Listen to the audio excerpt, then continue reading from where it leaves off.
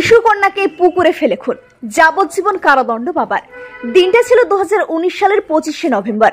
মা মহিমা বিবি উনুনের পাশে রান্না করছিল এবং উঠোনে খেলা করছিল 7 মাস 8 দিনের শিশু কন্যা শায়রিন খাতুন। সে সময় কাজ থেকে বাড়ি ফিরে আল মামুন হক তার শিশু কন্যাকে তুলে বাড়ির পাশের একটা পুকুরে ছুঁড়ে ফেলে দেয়। মায়ের চিৎকারে প্রতিবেশীরা এসে শিশুকে উদ্ধার করে নসিপুর গ্রামীণ হাসপাতালে নিয়ে গেলে চিকিৎসকরা তাকে মৃত বলে ঘোষণা করেন। পুকুরে জলে ডুবে মৃত্যু হয় শিশু কন্যার। ঘটনাটি ঘটে মুর্শিদাবাদের রানীতলা থানার জীবনপুর দাসপাড়া এলাকায়। ওই ঘটনায় রানীতলা থানায় অভিযোগ দায়ের করেন মৃত শিশুর মা মহিমা বিবি। গ্রেপ্তার করা হয় বাবা আল মামুন হককে। শুরু হয় ঘটনার তদন্ত। তদন্তকারী পুলিশ আধিকারিক গদাধর ঘোষাল তদন্ত শেষ করলেও 87 দিনের মাথায় আদালতে চার্জশিট জমা করেন দ্বিতীয় তদন্তকারী পুলিশ আধিকারিক প্রদীপ্ত দাস।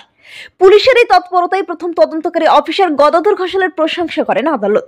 মোট 15 জনের সাক্ষী গ্রহণ শেষে 5 বছর 11 দিনের মাথায় শুক্রবার আসামি আল মামুন হককে দোষী সাব্যস্ত করেন আদালত। শনিবার ভারতীয় দণ্ডবিধি 302 নম্বর ধারায় খুনের অভিযোগে আসামিকে যাবজ্জীবন সশ্রম কারাদণ্ডের নির্দেশ দেন লালবাগ দ্বিতীয় দ্রুত নিষ্পত্তি আদালতের বিচারক ঋষি কেশারী। বিস্তারিত দেখতে চোখ রাখুন আমাদের এবি নিউজ বাংলার পর্দায়।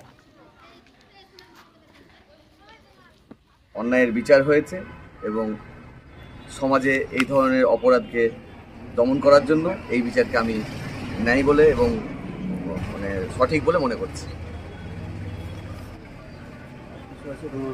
হ্যাঁ, এই 25/11/2019 তারিখে রানীতলা থানার অন্তর্গত এই আল মামুন হক তার নিজের সন্তানকে কন্যা সন্তান হওয়ার অপরাধে তাকে 7 মাস 8 দিনের বয়সের ওই বাচ্চাটিকে কোল থেকে তুলে নিয়ে গিয়ে মায়ের কোল থেকে তুলে নিয়ে গিয়ে ওই দাসপাড়ার পুকুরে জীবনপুরে দাসপাড়ার পুকুরে তাকে ছুঁড়ে ফেলে দেয় এবং সেখান থেকে বাচ্চাটি মৃত ডাক্তারবাবু তাকে মৃত ঘোষণা করে এবং তারপরে কেস রুজু হয়।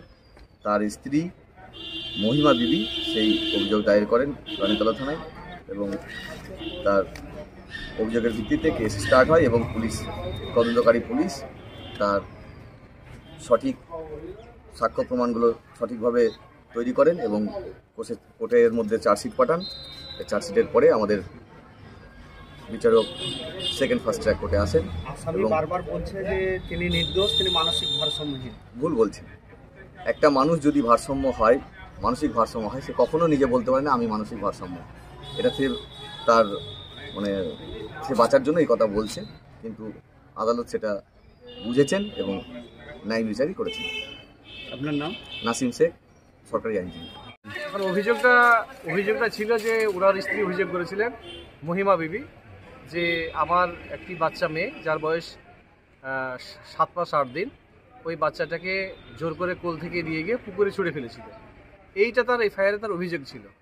সেই কেসে পরবর্তী সময় চার্জশিট হয় এবং ওর কাস্টডি ট্রায়াল হয়।